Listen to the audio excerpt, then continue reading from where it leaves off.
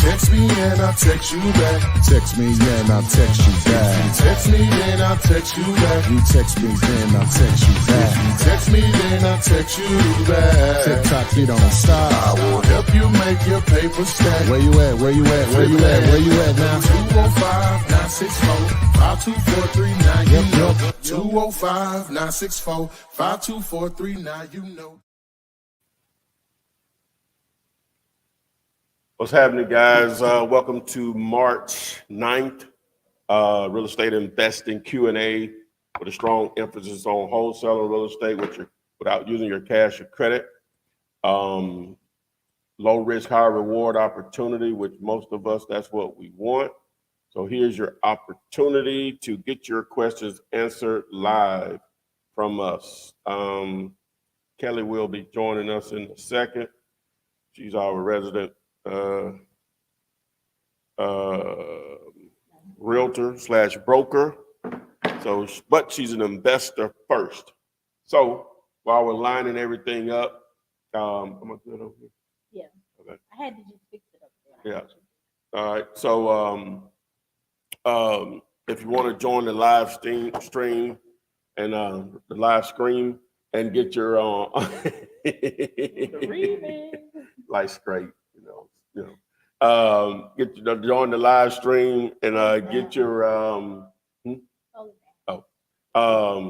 questions pushed to the front of the line. Text the word Gator, and we'll put you on. You can ask multiple questions, your own personal one-on-one coaching for free, right there. So text the word Gator, and put out the new video on how to find properties to land to flip, how to find owners, what to say. You want a copy of that script so you can speak the lingo of land owners or just that side of the business, period. Text the word MUD, M-U-D. Text MUD to the number. Also, if you want instructions on what we're looking for, if you want to partner with us on land, even though I'm giving away the game on how to do it yourself for free, text the word raw, like raw land, but just the word R-A-W, R-A-W. All right. Kelly. Hold on. And Hi. what's up, Kelly? We live now. We live. You ready? Oh. I'm sorry. No, He forgot. What it is that me today. Yeah, what it is that LinkedIn, you have to be like really on within a window, and I was rushing. I forgot. Yeah, I was late. I was already gonna be late though. Yeah, no problem. Text 5050 if you want to partner on houses. And what else we got? Then on apartments and self-storage, text the word units for instructions on that. And what's going on, Kelly? I'll hold off on the rest of it. It's been that kind of week. I feel like it's Groundhog's Day week though. Yeah, it's been a little hectic for me too. But ain't nobody complaining for real. It's always doing something different. All right. You want the contract? Put that up there too. So text the word contract. If you need the paperwork, which is your magic, which is your superpower. Questions? Yeah. Let's get it. All right, I'm gonna start with YouTube. This one came from Queen and Queen's World. The real. I hope I said that right. They said, "Hey, Flip Man, I have a motivated seller in Birmingham, Alabama. Okay. The only issue is I can't send him a contract because he has no email address. Ooh, child, he old. What do you recommend?" Oh, I just replied to your message on community. The U.S. Postal Service still works. I don't know if you can send FedEx or just ground to a post office box, and I think you can. So PO box? Yeah. Yeah, but you have to go back there and let them give it to you. Yeah, they're gonna put a note in there. Okay, yeah. So yeah, UPS, FedEx, that still works. I would probably try to make it easy for him to return it, by including an already ready to go stamped or whatever, paid for parcel package, a mailer, so he can send it right back to you after he signs it or whatever. So, and send him 2 copies, send him 3 copies, and then have him to send 2 of them back to you. Your thoughts, Kelly? Yeah, mobile notaries are really good for that as well. You can send out a mobile notary. I mean, you don't have to have a notary to sign the contract, but they will go to people's houses and like that's what they do. So I would contact a mobile notary and just have somebody go to their house and have them sign it and get it back to them. All right. Let's see. This one's from Sandra Williams. She said they placed a code violation on the door of a house I've been watching, but unable to get any information on PropStream. What should she do? Yeah, you're not going to be able to get any information if they just place it on the door from PropStream. Usually that's city. I'm assuming it's a city violation. You can go down to the city hall, and because you won't even probably find it on the county. It really depends on what kind of code violation is it. Like if it's like a weeds and grass violation, that's going to be your city. You're going to go down to the city and you're going to go down to the records and now they're going to be very discreet. They're probably going to, but it is public record. So you can just look through the public records as well to find that information. Okay. Yes. You have a Hmm? He wasn't listening. I was listening. I heard everything. Code violation. What would you do for a code violation if they place it on the door? Okay, well, she's looking on PropStream. See that? I heard what she said. She's looking on PropStream. The only thing you're going to determine there who owns it, right? And from there, you just want to reach out to the person. And number one, before I even go looking code violations and all that, I already know it's a violation. So I ain't gonna reach. So I need to contact them to see if they can I reach them. Number 2, if I do reach them, do they want to talk to me? Number 3, do they want to sell? Number 4, do they want to sell at the price to work from? Then we'll worry about what liens are attached, because that'll just come out in the title work or whatever. So, well, I don't think she's saying that she saw it had the violation on PropStream. She's saying that she couldn't find anything about it on PropStream. And then maybe she passed by it, and then she saw that they put a code on the door. Well, it wouldn't probably be in PropStream anyway. That's too fast. That's too fast, Yeah, it wouldn't register that fast in most cases. Yeah, need to find the owner. Contact that person. All right, the first question on Instagram, what is a CRM? Customer relationship manager, or I guess it's manager or management. I'm not sure which one it is. Don't you have one of those, Ty? Yeah. Why Somebody asked that yesterday. Why did they? Yeah. So you want to it's basically help you manage your leads. Basically, some of them do a little bit more than that, but for the most part, it helps you manage your leads in the sense of being able to contact sellers, email, text, or whatever. Some of them go more advanced than others. I have one that we offer on diggerlater.com. You can text the letter CRM to the number to access it, but Kelly defined it for you. All right, this is another question on TikTok. When you were starting out, how did you get over the doubt of someone saying no? Well, for me, if I had to start out, and I'd strongly suggest others do this, but I know more than what I know now, but just knowing me back then, there was no me that I was aware of, right? Meaning like someone that's sitting here answering your question, someone that puts out all this content for free. So when the source that I learned it from was it, you know what I'm saying? So I bought a bootleg copy of that. So definitely wasn't no coaching came with, so I just had to figure it out. So a lot of it was luck for me in the beginning, because with my personality, I learned about a lot of different things as far as no money down techniques of real estate, from wholesaling to lease options, subject twos, rental properties, fixing and flipping, whatever. I learned a lot. I went from not knowing anything about real estate to all these different methods. And so, but the three things that stuck out to me the most were wholesaling, lease options, and bandit signs. Why did bandit signs stick out to me? So you mean to tell me I can put out a message that says I buy houses or we buy houses or whatever, and people will just call me? Oh, that's a different ball game than me having to call them. For me now, I'm just saying for me and my recluse, introverted self, easily feelings hurt on a cold call, that wouldn't work for me, right? So when I saw that if they call me now, I already know what I need it to be, or I can figure it out, then we're 50% of the way there. If they call me, more than likely, they actually want to sell, right? So we're on the same page as far as that. I don't have to, number one, worry about them cursing me out because I caught them at the wrong time, or they don't want to sell, they being mean, you know, all this kind of stuff. You got my number, how do you, all that old crazy stuff.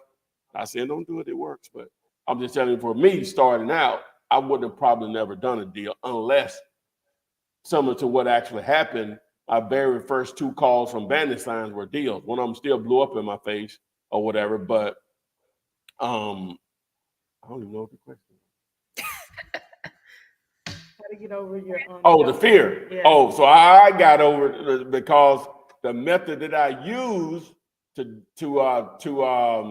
generate leads made me comfortable. I was comfortable in knowing what I was doing. I still had a lot of questions, but I was still comfortable at the process.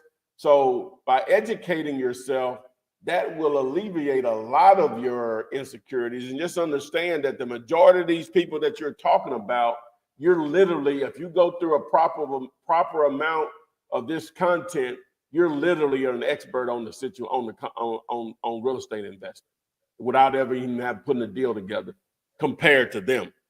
Not saying that makes you better than them, that just makes you more educated about the topic of actually doing a real estate deal. Because a lot of people that you will talk to that are real estate owners, they've only done 2 or 3 deals in their whole life or whatever in a lot of situations. So, and at the end of the day, they're either going, you really have to just form this attitude. Either they're going to do it the way you want them to do it, or next, N-E-X-T, next. You got $10 million in the bank, whether you got 1 in there, dollar. You got an 850 credit score, or you got 450, it don't matter.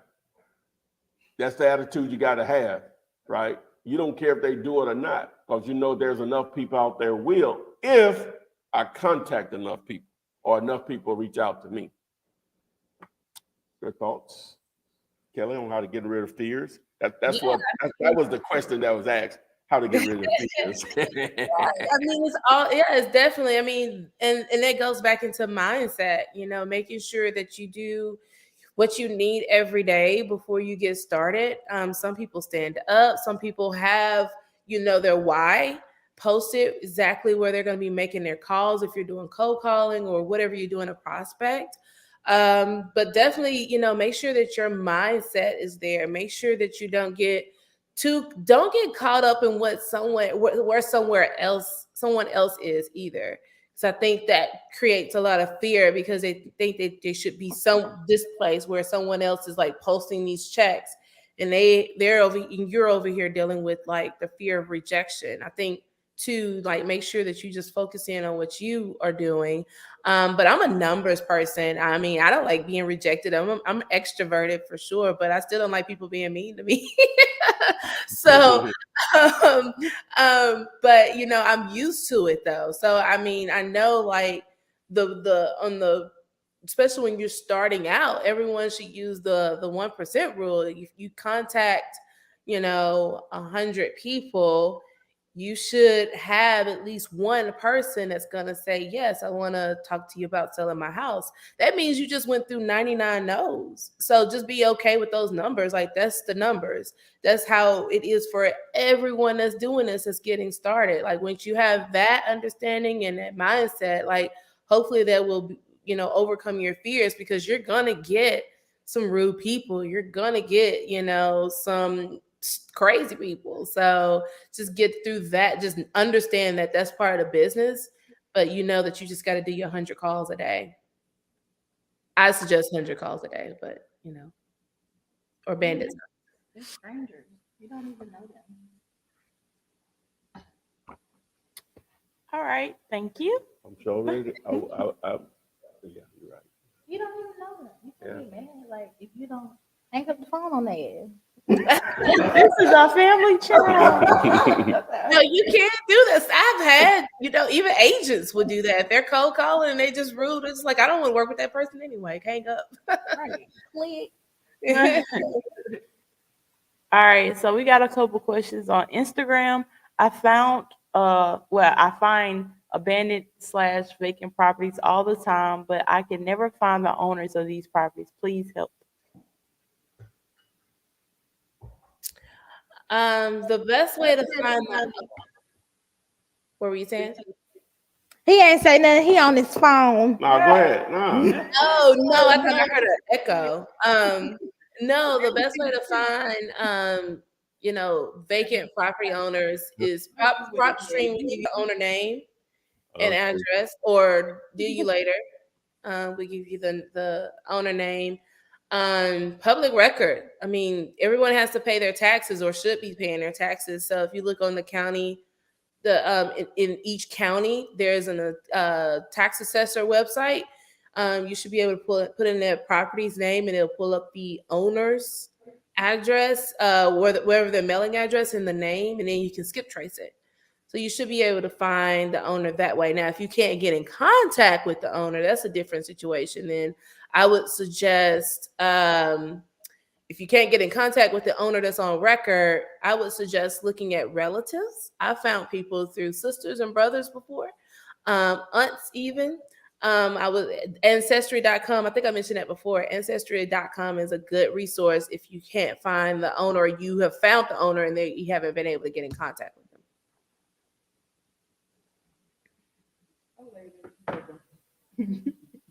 I'm literally gonna throw I was when she said ancestry.com, yeah, I thought that was brilliant. Was it a week ago or 2 weeks ago? Yeah.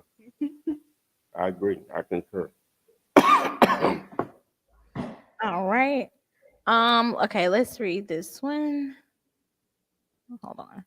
Okay, it's from the Beauty Boutique Salon and Barbershop. They said, Professor Ty, how do I know how much I should charge for myself as a wholesaler? I have the Deal You Later. I don't want to shortchange myself. Okay. Professor Ty. Professor Ty. Okay. You like that one. That's terrible. Professor. Everybody used to say, I would be more accepting of professor. That needs to be on our next thing. You need What? to have a graduation cap on. Who, me? The the animated footman. I know I'm saying him. Well, him. Yeah. Yeah. Okay. Yeah. Right there. Let's see. Okay, how much should I charge myself as a wholesaler? I have Deal You Later, and I don't want to shortchange myself. Oh, okay, yeah. Okay, so how do you determine your fee is the question, right? Mm-hmm. Guess what? I have a calculator. All right, it does do that, but it's not doing it for you. So, I woke up in the middle of the night because I just know if you just give me the number, I say, oh, I'll try to make this much. Doesn't mean you're gonna make that much. That's what I'll be shooting for, right? Based on the numbers, basically, whatever. So a simple thing you could do is 7 to 10% of the ARV would normally be in a ballpark of what you can possibly make. That could be a lot less, it could be a lot more, just but that would be a good range you could do and say, well, what does that mean? All right, so once you're doing your formula or however you're going about it, you still got to come up with ARV, however you do it. So if the ARV is 200,000, 7% of that is 14,000. 8%, Ken, is 16,000. 9% is 18. ah, Oh, how much is that now? and 10% is What you said? 10%? Oh, 20%. Yes. 20%. no. I said 20. 20% is. I mean, 10% is of 200,000. Oh, you said what? 20,000. No, what you said? What percent? 10%. 10% of I 200,000. couldn't hear you. Yeah, that's 10%. I thought you Okay. said we ain't need that in school. Who said that? You I said said that. reading You be and saying writing all and that. math. Okay. I said all the geometry. You need it. Just add it. You need it. Multiply. But anyway, so that's a simple way. 7, 8, 7 to 10% generally will get you in the ballpark of what you probably can pull off, assuming other things are in place. What do you think, Kels? Yeah, it's important to know your numbers. Once you get deep into this as well, you want to know what your cost to acquire, your acquisition cost is. So how much marketing did you spend in order to acquire that lead? And then everything else, all your other expenses, all your software, and then you want to put value on your time. How much time did it take you to figure this out? I mean, that's his way is much simpler, but like once you get into this and you start having like a team of people, you got to know what your numbers are so that you can pay everybody and pay all your expenses off and pay yourself. And so you'll know, okay, I can't do this deal. This deal doesn't make sense for me unless I get 15,000, 17,000. You know what I mean? You'll know what your bottom line would be once you know your numbers, and you can just start a spreadsheet. There's an easy budget sheets that you can find online that will you can plug that in once you get going. But I like Footman's really easy way. I'm really big on quick math. That's a really quick math equation that you can use. All right. We have somebody in the Gator room, so I'm gonna take these lower thirds off. Mr. Michael Birthright, are you ready? Pastor Stanley. I don't think you have your sound on. Pastor Stanley. Oh yeah. Okay, here we go. Hey. I've been trying to get you. Did you see my texts? Yeah, I got you. I'm gonna follow up after we done with this. No, because I got the guy on the hook. He's waiting for me to answer him. I got to talk to him down to 325. You want to run through the numbers down? Yeah, because he's waiting for my call. Because I texted him yesterday, and he called me right back within minutes. And then they told him, okay, well, I'll give you an offer. He asked me for an offer. I told him I'd give him an offer tomorrow morning early. So I called you early today, but I couldn't get in touch with you. So I got him on the hook. So he called me this morning and said, "What's up with your offer?" Oh, he sounds like that, He sounds motivated. Text me on well, I can give it to you.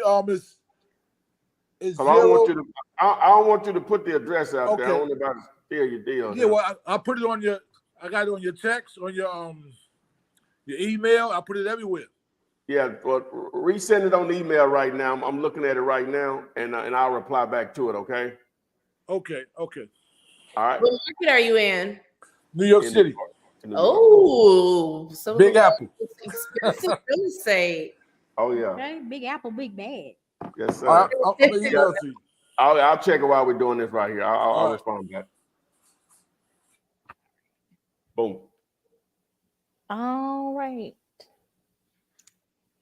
That's a perfect way to get in touch with you, ain't it? Hey, you got me. Hey, that's what's up. Hey, that's what's up.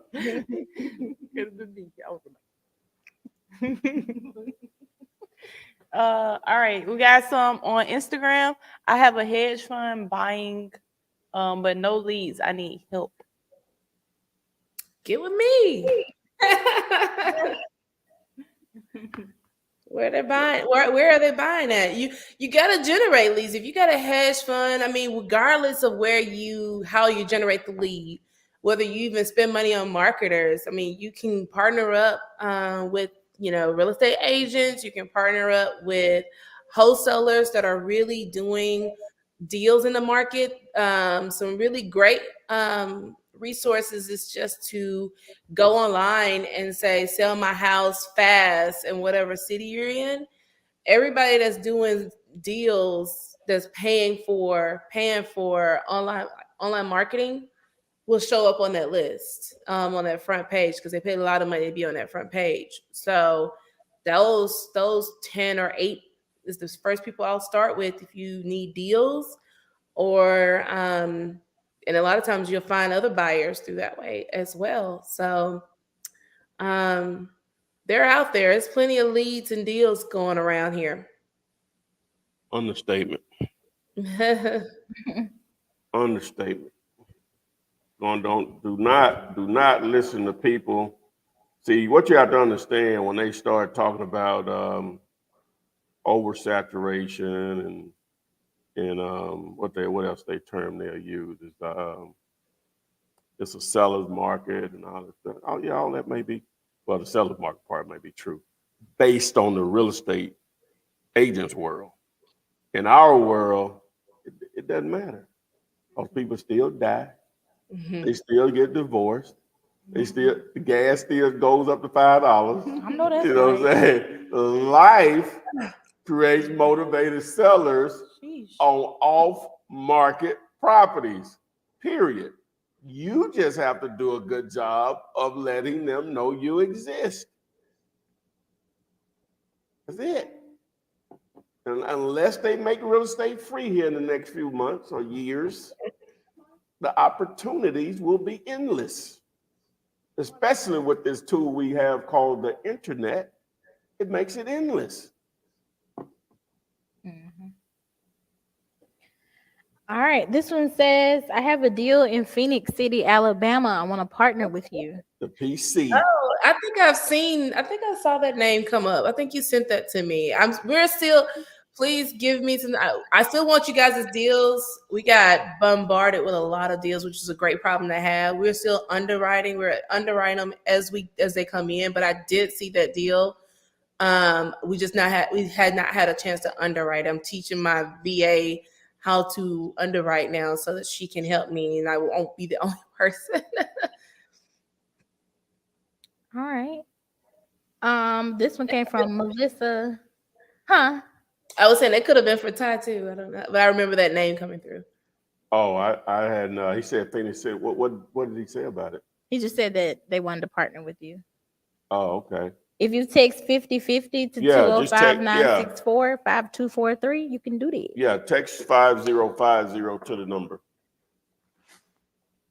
All right, this one says, I'm still having trouble with comping. Either I'm doing it all wrong or there are literally no rehabs in my area. She's in Virginia, the 757 area. Okay. See, I would have to know what you're using to try to comp. Yeah, I would need to know that before I could try to troubleshoot whatever you have going on. Yeah, no rehabs in your area. So comparable. So if you're going to, I'm not sure what software, if you have PropStream or if you're going just to like realtor.com or Zillow. Even if there's like 1 or 2 houses that's been sold in the last 90 days or seems like in Virginia area, it should be houses that are sold. I don't know what area you're in that are sold in the last 90 days or 4 months. Yeah, you would probably have to get on. Like if you can get on how did they do that to get on and ask you that question? That's probably like we need more details. Yeah, need more details on what she's what market that's in and all of that. That'll factor in. All right. This one came from Keystone Property Solutions. They said, if a seller wants too much for a cash offer, how can you propose a creative finance deal? So my segue into that is I like if you're working with a seller, you've built rapport with them, and you tell them, Mr. Seller or Mrs. Seller, I really want to do this deal with you, but we're outside of what we have a strict way that we like to purchase property, and we're outside of the range of what we can purpose for cash. But we have some other options. We have some other programs that you can your house may qualify for. And then just present them with three other ways. The other way would be you still present them with a cash offer, and then present them with a terms offer, which is the creative finance, and even present them with I like the lease option. Now, the lease option usually does well with a pretty house, like a prettier house, like a house that has minimum work to it. Or you can list it with a realtor, and that's why it's really good to have a realtor on your team that you can negotiate commissions with. Maybe like they enlist at a flat fee, but you give them so much, from the deal, like it really depends on what terms you have. Um, but yeah, if they want too much, they either need to just list it, but the biggest thing is accept them or have them see if they qualify for your program.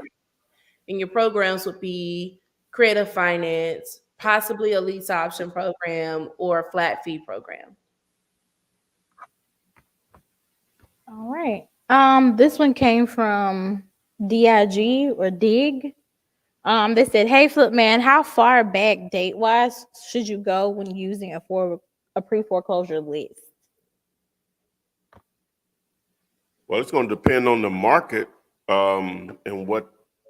Well, stuff should be back into normal status on that now. All the moratoriums, I'm assuming, have went away because of C-19 or whatever. So I don't even know if you need to backdate it. It's just going to automatically, if you're talking about PropStream, it's just going to automatically pull probably within a year anything that's active as far as for pre-foreclosure.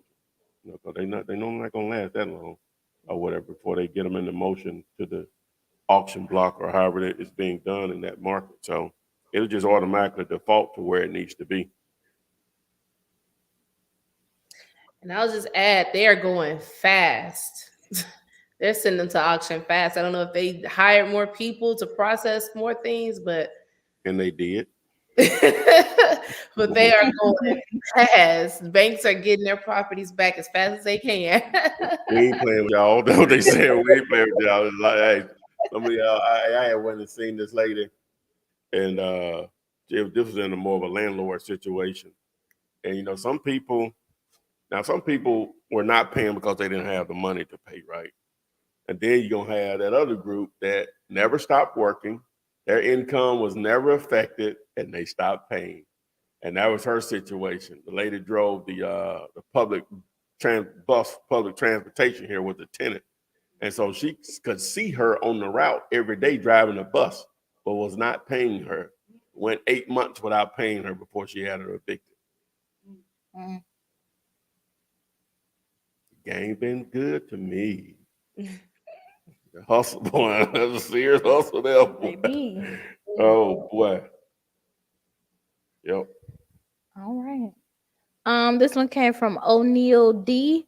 They said, "Is wholesaling working on the East Coast?" See. I had a song pop in my mind when it said that.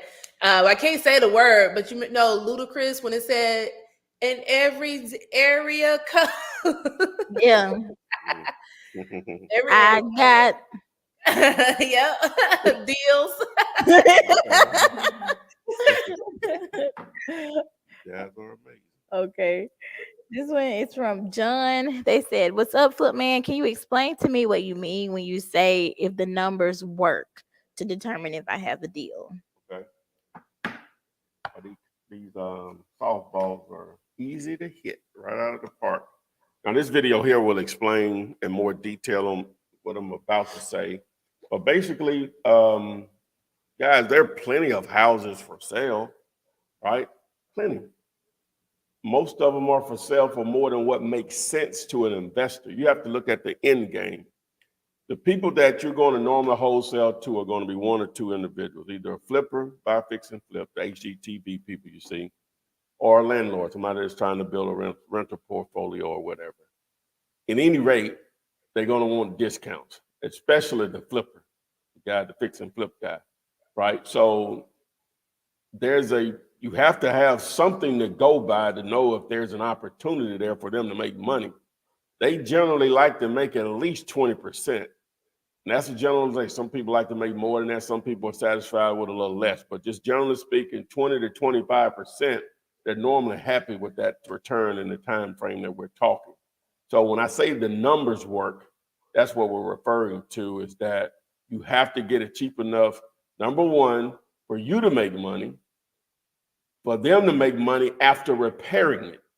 So, all that has to be in play. And there's a method of going about that. And that video, if you text GD, I break all of that down for you. On top of that, I actually have free calculators on my digulator.com site to make it a little easier for you to come up with that. Now, again, the formula is more, in my opinion, it helps you with having the right understanding of where you need to be, but if nothing else, it prevents you from wasting time on stuff that has no chance of being a wholesale deal. Might be something else, but a wholesale deal, it'll let you know quickly that it has no chance of being that, depending on how much they want.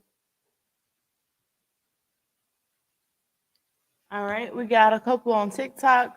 Would there be an appropriate time to cold call anyone, especially on the weekend? I'm not a fan of cold calling people on the weekend, but you could on Saturdays. If you did on Saturdays, I would keep it from 10 to 2. And maybe Sunday afternoon. But again, I'm not a fan of cold calling people on the weekend, unless, and again, it wouldn't be a cold call, but unless someone actually tells you to call them back on the weekend, I'm not a fan of it. I know some people have different types of work, like shift work and things like that. So sometimes it's the only time they're available, like night shift. But the times we like to call is from 10 to 4:30. Okay. Let me take some of this stuff down. So, Mr. Birthright, I see you still in the chat. I don't know if you want to be added again. Let me know. No, I got his email here. I think he said, did you get it? Okay. I see this way email. Go ahead. All right. I'll figure it out. Just text me or write a comment or something. Let me know if you want to be added again. But right now, I'm gonna add Queen and Kiwi. I don't know if I'm saying y'all name right. Hi. Okay. Hey, how y'all doing? Good. Good. It's Queen and Queen's World, the real. Oh, okay. I'm sorry. No. It's okay. It's all good. Flip, I was wanting to know. I texted you earlier. You gave me a response, but the thing is, I was using your contract for the property in Birmingham. How could I do that when the seller, he doesn't have an email address? Okay. Okay. Well, I'll answer since you're on here. So basically, you're just gonna have to go old school. Now, Kelly suggested something I didn't think about. You can hire a mobile notary, and you just email them the document, and they go get it signed, and then they'll ship it, or mail it back to you. So how do you find that? A lot of times, just a simple Google search for whatever city that's in, and you'll have someone that'll be offering those services. You can go and probably in Craigslist and find some of those also, and some professional services, but probably Google is where I would start to get someone to do that. Worst case scenario, a lot of insurance agents can notarize stuff. You offer them, I'm not sure what amount, maybe $100 or so, to go out there and to get it done. But as Kelly said, that would probably be the simple way. Another thing you could do, thinking about that, Kelly, like I said, an insurance agent or something like that, you may ask them, well, who who do you have your insurance with? You know, so he said, well, I don't have any. Then that's another thing. Who do you bank with? Okay, now if it's that situation, then if it's a credit union or a bank, then you just email or fax it over to them, let them do it, they scan it and send it back to you or whatever. So, but yeah, that's probably what I would do first. And then the second option would be to just to send it to them by UPS, FedEx, or UPS. So Okay. All that sound good. One more question, one more thing. Would you be interested in the deal with me? if it's a deal in the ham, I'll be a fool. If I wasn't. Yeah, if it's a deal. Okay. Yeah. Well, let me ask you what zip code is and the price. I can probably tell you where you are. It's North Birmingham, Alabama. What's the zip? Hold on 1 second. 35961. That's not Birmingham. That's not a Birmingham zip code. Oh, not Collinsville. Hold on. Zip code for Birmingham. 35022, was it? Yeah, because there was a couple of them. You said 35022? Yeah. Okay, now that would be probably out in the Bessemer McCalla area. What year was the house built? Or that'll matter too out there. It was built in 1943. Okay, so okay. All right, so how much? What is the price on it? He want 16.3, but the ARV on it is about around like 40, 50. Okay. Yeah. That may be tough over there. Do this right now on the 205-964-5243 number. If you'll text me the full address, I don't want to, put it out there here. Yeah. And I'll let you all know what I think about it at 16. Okay. Okay. All right. Well, that's all I got for you. I appreciate you. Thank you. No problem. Thank you, guys. All right. Bye-bye. All right. Yes. Yes. All right. This is on TikTok. What discount would the average flipper want for a property? Well, I sort of mentioned it a moment ago. They want to normally be all in 65 to maybe, depending on the market, 65 to 80% all in, depending on the market. Most markets, 65 to 70% all in. And what I mean by all in, meaning they bought it, paid you, repaired it, boom. So all in with everything. All right. This is on Instagram. She said, hello, do you have a company that you use to get your bandit signs? I do. Just text me and I'll gladly send you over that information. All right, back on TikTok. When you have a land deal, what's the most effective way you want to market to other buyers? You'll do a lot of the same things you do with houses. You'll reach,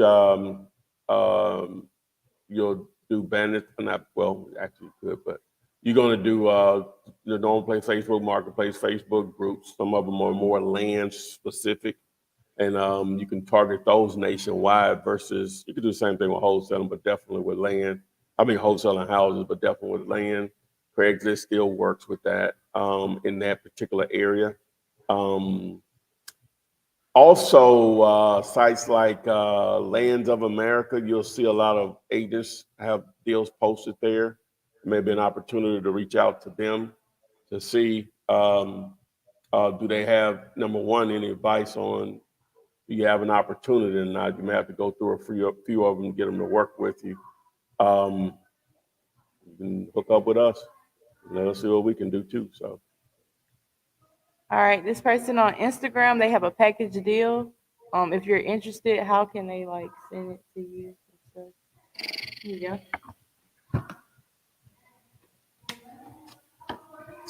Boom. Text the letters. Follow the instructions. I want to go back to that land deal. Also, your home builders association, Everyone has one in their county and city. There's a directory on their website. I'll just contact everyone on that directory because, well, builders, because they're all looking for land to build on, whether it's commercial or residential.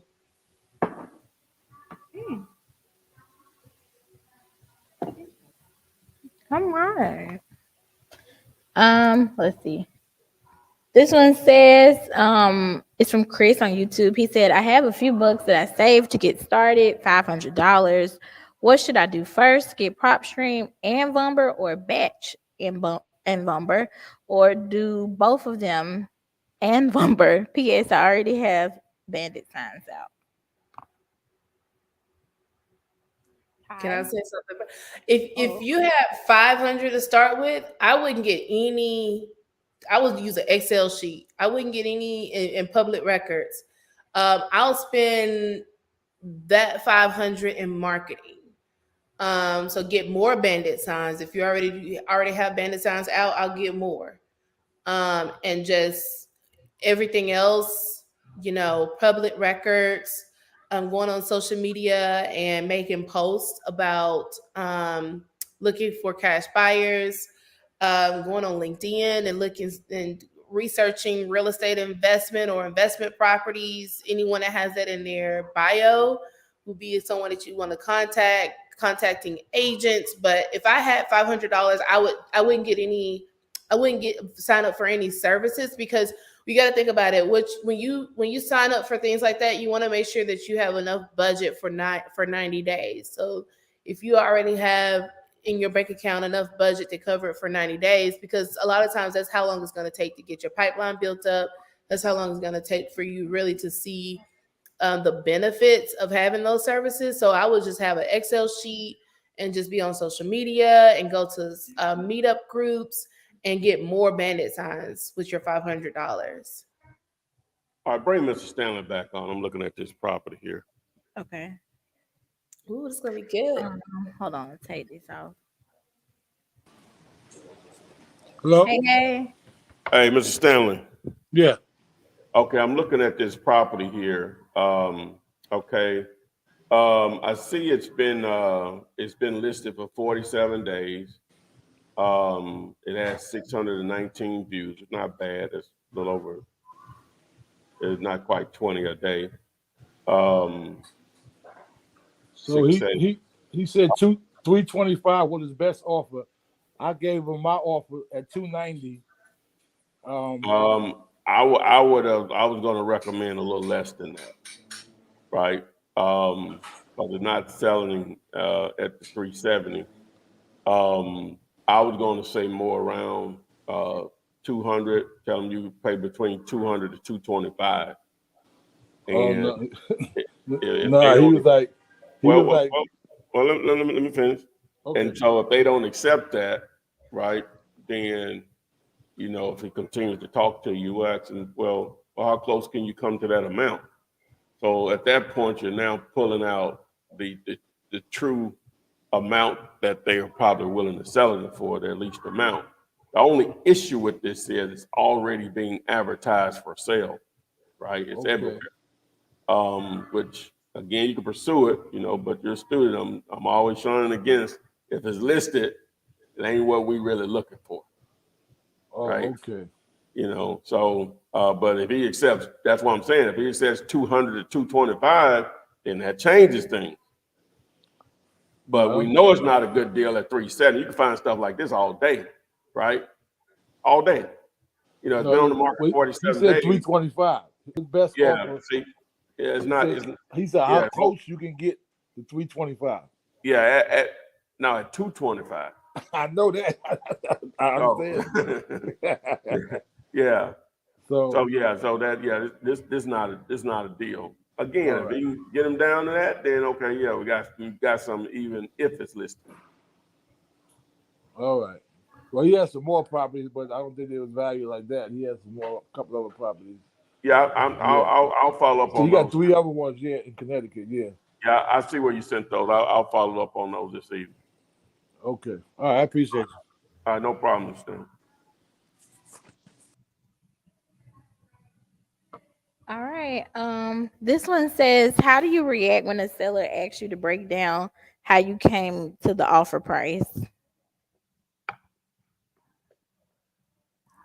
Great question. Oh, you want me to go or? Oh, I can. Oh, yeah, I can ask. I love that question Oh, because you're happy.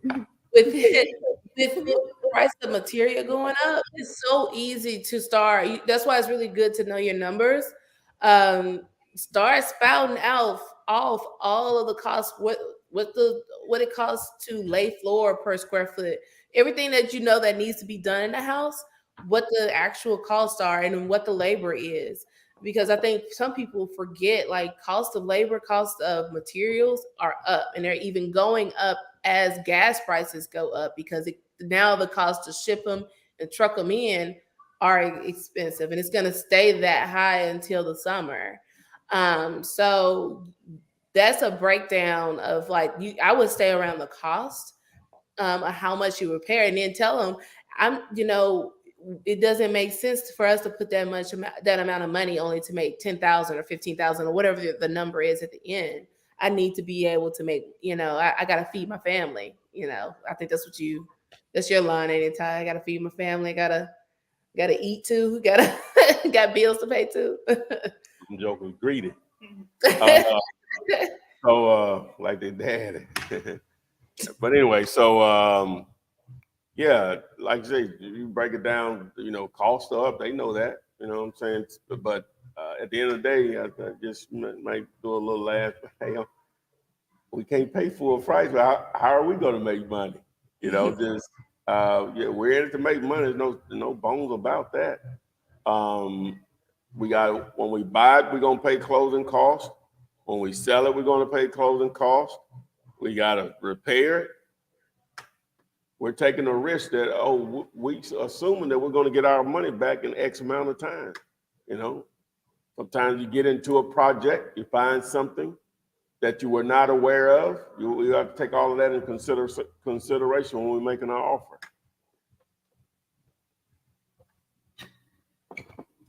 All right. Ooh. This says a fellow has been paying on the mortgage and taxes for 18 years. The sister is deceased and the niece will not communicate. And was power of attorney when the aunt was alive. What can be done? Yeah, I actually replied to Nathan through the what's the name also, but I'll answer again. That's a good question. If the power of attorney is not talking to you, I mean the uncle or who said the sister, man, ain't nothing you can do about that. You don't fall in love with a deal. You can follow up later and see if anything's changed with their relationship. Now you could try to reach out to her directly or whatever if he'll provide that info. But other than that, that's it. Don't fall in love with a deal. There's no solution for this if the person that's going to have to be part of the deal is not talking to the other person. You can reach out to him, as I said, but again, that's it. That's the only thing you can do is reach out to that individual either by mail, phone call, and/or text, and hopefully they just don't want to deal with them directly. But they will do the deal. It's just they don't want to deal with them. The other person may have to be involved also. It may be as simple as that. But again, once you reach out to that person, you can follow up, but don't fall in love with a deal, man. Just move on. It goes back to that all decision makers going to be available to talk to you. She's one of the decision makers.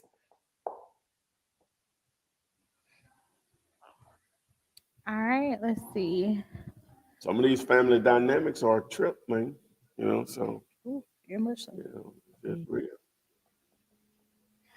This one came from Facebook. They said, I want to burr a home using a credit card to fund the deal and rehab. Do you think there will be any issues doing a cash out refinance since the home and rehab were funded by a credit card? Do I think there would be an issue? I mean, I know that there's definitely ways to pull cash off of a credit card and use it to finance. You just want to make sure that when you do that, I'm hoping that it's not in your personal name, or business and like a LLC name, because your utilization will shoot up through the roof if it's something that's reporting to your personal credit. And so when you go to get a refinance, if most even private lenders, they're going to go off of your credit, even if it's a no doc. So you want to make sure that you utilization is healthy, because if you've used a credit card to do the repairs and pay for the property and it's reporting to your personal credit, now your utilization is through the roof, and now you may not qualify for a loan unless you already have, you've identified someone that will just do it based off of the deal. Sometimes there are some people out there that will do a deal just based off of the deal, but um do you think you will have any issues? I would say identify who you want to do the refinance with first, and see if they will just do it with you. Like, do it before you do that, because usually they also need money down on the loan, because they only loan you a certain amount, like LTV. Usually it's 80 to 75%, sometimes 90. So you still would need more cash out of pocket. So just make sure that you talk to someone first before you do the burn method, and make sure that they are your banker or your broker in that deal.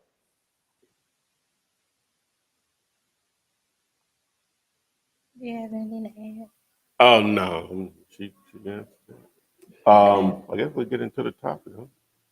Before you do that, let's answer her question in the Oh, okay, gator that's room. the problem. Sorry, yeah. All right. Hi.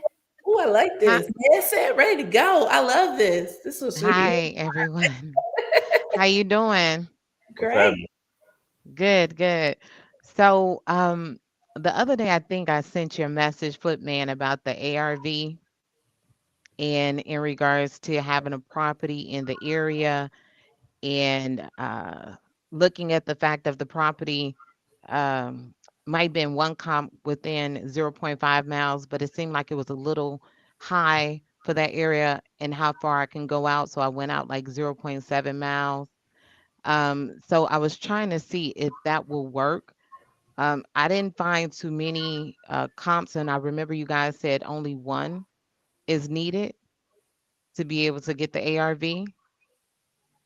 So I'm just trying to see how far out do I need more than one? Should I have a Well, little bit? Mhm. without seeing what you're looking at, so It's just gonna prop be some stream. general. And I'm saying just looking at the address and looking at it, so there's Okay. gonna be a lot of generalization here. So, um, now it could be a situation where the square footage doesn't match. It's not the normal square footage for that area. It may be extremely small or extremely large, right? If that's the case, then you would adjust the square footage filter in the comparable sales tab of the tool or prop stream. If that's the situation, okay. So if it's not, okay, now what city is this in? Isn't East Chicago, Indiana, 46312? Okay, you say East Chicago is called in Indiana. Yeah, I'm, Indiana. I'm, so I'm assuming that's a suburb of Chicago. No, it's in Indiana. So it's a city in Indiana. It's not far as Chicagoland area, but it's in Indiana, like Hammond, right next to Hammond. How far is Y- Chicago from there? I would say maybe 30 miles, but it's Okay, Indiana State. yeah, that may be sort of outside of the West. Chicago, but like I live in a suburb of Chicago and I'm like 7 miles, I'm like right there. Yeah, So, I got you. but I the got city is you. I got different. you. So, okay, so it may be as simple as not a lot of activity in that area. Okay. That so do you see a lot of comps that just not the ones that you need for what you're doing? Let me ask you that. Okay, so I see cash buyers, so I see the green on the prop stream. Okay. So I seen only when I was looking at the fact of someone like flipping, I looked and I seen maybe two where they were like flippers, where they might have bought it and then they repaired it. And so One was recently, I think in September, but that was the most recent that was like in regards to a person who bought it at a lower price and flipped it, and he flipped it. I mean, he did a good amount of work. So I used that one to kind of get my ARV. And that one was like in between like zero point 0.6 miles. But the other one that was zero point 0.5 miles, it seemed like it was a little off with the numbers. It was another one, but it was like 50,000 higher um, than the one that was close. And I did the years, I did the lot, 2,500 plus or minus the square footage 200 plus or minus the years 5 plus or minus, and that's why I got that one that was zero point 0.6 miles. Now it seems like a lot of people are getting properties at lower deals, but then you have people, when I looked and did like the cash buyer type of list, people who might just be cash buyers that might not be flippers, I've seen that they might be buying properties in that area. So Well, so there are a lot of cash transactions. yes. Okay, well, that's a good thing. So, um, well, the main thing, you got a lot of activity. So Mhm. there's interest there. Okay, so now if there's a lot of cash transactions, a lot of times that's the thing that I prefer to see anyway. Especially what was that ARV on the one that you did? What was the ARV on? Okay, so they end up selling it. It was like September the 29th for 179,000. But I Okay, did my ARV at 177 because that other house was like 237. So I didn't really want to look at that one. I got you.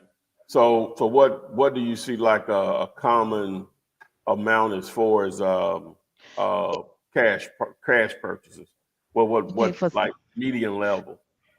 and so for some of them I've seen around the 55,000, which is an area where I have something, under contract. But I also see what a lot of them say zero. So did people just give up their house for $0? You can have it could have been some intra-family transfers or whatever. You It never wasn't know. that. I know what you're saying. It wasn't That may be those, a but county. That may be a county thing on how they okay. handle some transactions or whatever. All right. Okay. So if you're seeing 55 is a common range, I guess in the 50s, maybe low 60s, high 40s or whatever, then ideally you're gonna probably have to get yours a little cheaper. Now, just based on using that one comp, what's square footage of the house? So the square footage is 1360. Okay, that's not that big. Okay, so yeah, Mm-mm. so around that range, seems like you could pay a little more if that comp is good. That 170 and some change, you could pay more than the 50s, even if it needed a total rehab. Let me just see real quick. It Uh, does. I saw it today. It so it does. I needs it did it needs at the 40. so it's not it's not Mhm. it's not livable.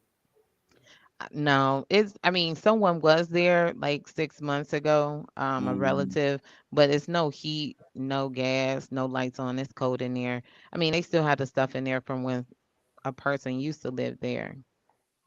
okay. So I would say livable. Yeah. So basically, let me see. Yeah, that around in that 50s area. Yeah, that's about yeah. That's what I Just did. doing some quick math on it, 50s and 60s would be a good number. You want to obviously try to get a little cheaper or whatever, especially if you think it needs a total renovation. So, Okay. yeah. So if you can get it, low 50s, high 40s, I think you'll be good. You maybe make 10 or so off of it.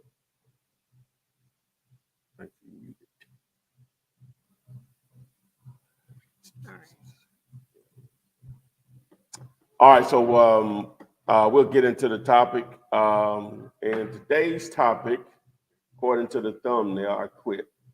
But what's next after wholesaling your first house?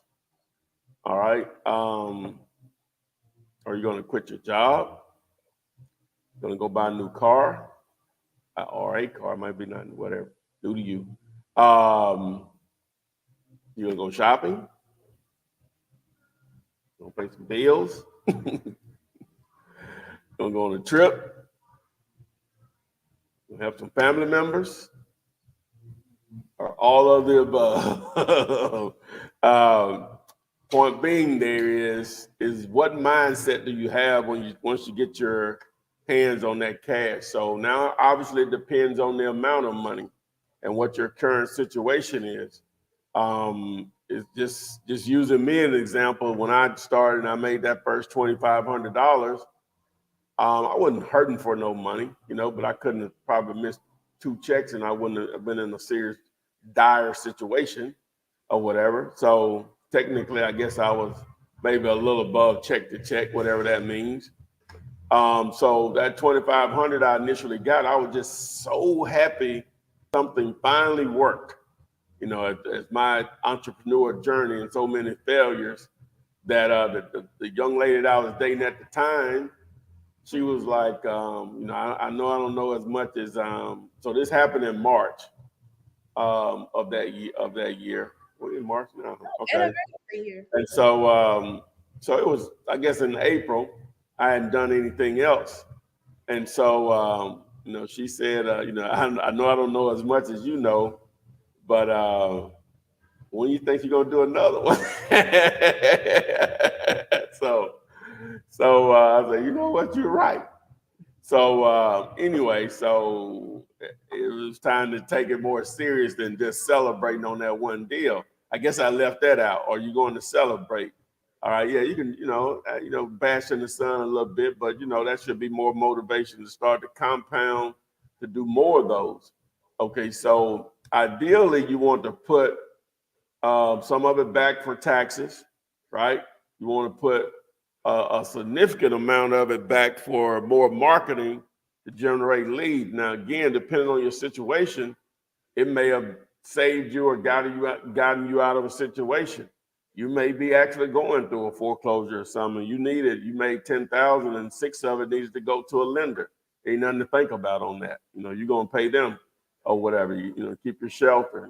Start to save your credit some form of fashion. But you make 10,000 and you really not struggling or anything. It's not anything dire. Then I don't think any of that money should be spent on you per se. Like I say, take into consideration future taxes, which is a good thing. So that means you're making money if you're paying taxes. And then, like I say, you want to put a percentage of that back into your marketing. So just using 10,000 as the number, I would probably set aside at least. So if I put away 30 for taxes, 3,000 for taxes out of that 10, I got 7 left.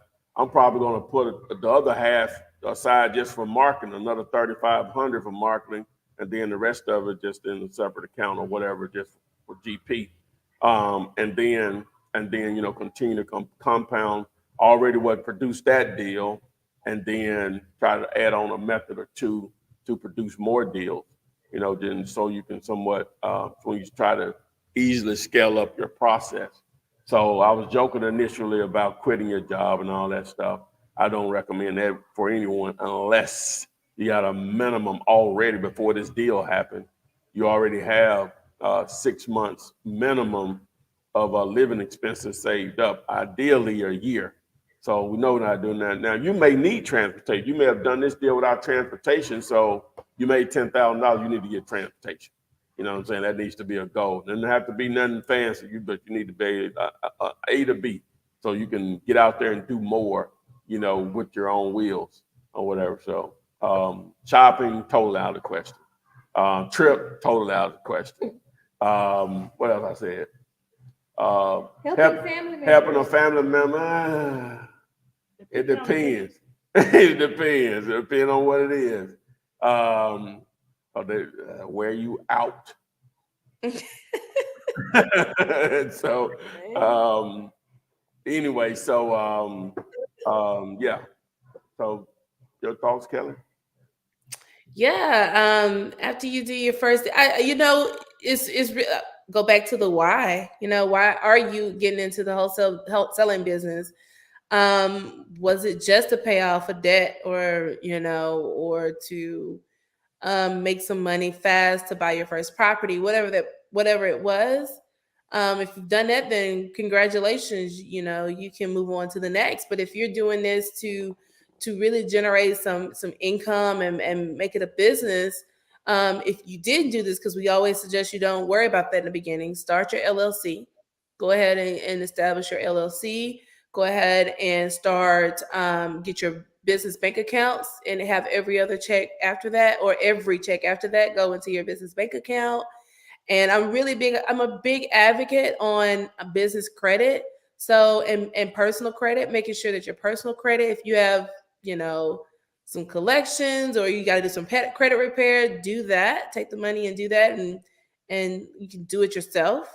But establish business credits, get some trade lines, you know, reporting to your LLC, and start to, build up your business credit so you can apply for business credit so that you can invest more into your business other than using your checks that you receive, because you want to use your checks to pay taxes, um, you know, pay back your business and then pay yourself. So definitely let's take that money to start an LLC first, and make sure your personal credit is right. I wouldn't bask in the sun unless it's in my backyard. I would, you know, family members wouldn't even know what I'm doing, so that so they're not gonna ask for You don't money even get an yet. option. You know, but yeah, but that's what I would do. I would definitely do that. So, and then go start other LLCs. Separate your, if you plan to be a real estate investor, separate your wholesale business from your real estate investing business. Like, get very knowledgeable, get very, informed about how you should structure your business going forward, because now you have the money to start structuring in a way that you can build and grow. You don't want to spend it. If you still are working a 9 to 5, stay at that 9 to 5. You want to build it and grow it until you literally are, what did I say? You literally are, losing money by going to work. So that's my take on it. That's a good question. I think about quitting sometimes. This year is probably gonna be my last year doing real estate. Like, I'm always real estate investing, but like actually like doing, like actively doing it, it's a lot. I mean, that's all I do all day, every day. Mm. Next 2023 will be a year of like owning commercial and basking in the sun. Letting your work work for you. So get all out of me as you can right now, wholesalers. Contact me if you got a deal and you need a realtor to put in some offers for you in the Birmingham and Huntsville area. I'm here for you for the next 9 months. Mm. Okay. I think Takesha, I'm gonna add her again because she cut out. Mm. Okay. I did. I apologize, you guys. I have a 8-year-old who was trying to get more screen time. I apologize for that. But thank you so much for your help. And I had another question really quick. When you're talking, I know you said how to build cash buyers list. So when you actually are talking to real estate agents in that area of that property that you might have under contract, like what is it that you might want to say to them? Do you say you have a contract or you have a property? Like what is a good way to approach them when you're trying to see if they have like other investors or cash investors that they have already um, on their list. What she's referring to, Kelly, is you can go in the prop stream and filter flippers, and what it does, it pulls listed properties that have the characteristics of possible a flipper. Normally, it's purchased in a certain window and with cash, and it's put right back on the market within a certain time frame. So it has the agent's information under the MLS tab, and so a lot of times it has their phone number there, normally their cell number. So it's a great way to tap into properties. I mean, an agent that has a listing in a particular zip code or area, and when you reach out to them, she's asking, "What should you say?" Which I've said it, but you can do it because you're an agent. I mean, you can elaborate because you're an agent. So Yeah, so you can simply, especially if they've already working with investors, like hey, I'm Tasha, right? Is your name is Tasha? Hey, I'm Tasha. Takesha. Takesha, sorry, Takesha, and I see that you, I see, and I will even go through and get the MLS listings or the addresses. I see you sold, property at this street, this street, this street. I work with a lot of investors in that area, and we often have property that we need to list or either find a buyer for. I would love to connect with you and stay connected with you. If I ever have any of these deals that I can, and to see if you're interested in, we will have no problem with even if paying commission, you know, or figuring out what works for you, what works best for you. So it's just about having it. The thing about this is really it's just talking to people. It's just conversation. Agents that understand it want to know more. Agents that don't get it, they're gonna blow you. They're gonna push you to the side. And those are not usually the ones you want to work with. But agents that get it, they want to know who you are. They want to know. They want you to keep their number because their investors are blowing them up every day looking for the next deal. Uh-oh. Uh-oh. Yeah, Are you there? yeah, everybody's here. Okay. I think she's on mute. Okay. Yeah. All right, guys, we've been rolling pretty hard here. Kelly, you want to give them out your handle before we get out of here? Yes. Kel's always on Instagram. That's with 2 L's. But New Avenues, NU Avenues with a S.com if you want to connect with me. If you have something now, I do prefer it to be something that's direct to seller, or if you are an investor looking for more deals and you want to connect with me, in the Huntsville, Birmingham area, let me know. I am here and working for you. Boom. So, guys, if you didn't get your question answered, post them in the comments section of any video, and I answer those on a daily basis. We go in replay mode on all of these platforms. Make sure you like and share this. Please. Follow me on TikTok, Instagram, and Twitter. And Pinterest. Pinterest and LinkedIn. Pinterest. Wow. And subscribe to the YouTube channel. Go on the Facebook group, text the word group. Boom. So I guess tomorrow will be the 8 p.m. Eastern Flippanard number 214. So see you then. Bye. Bye.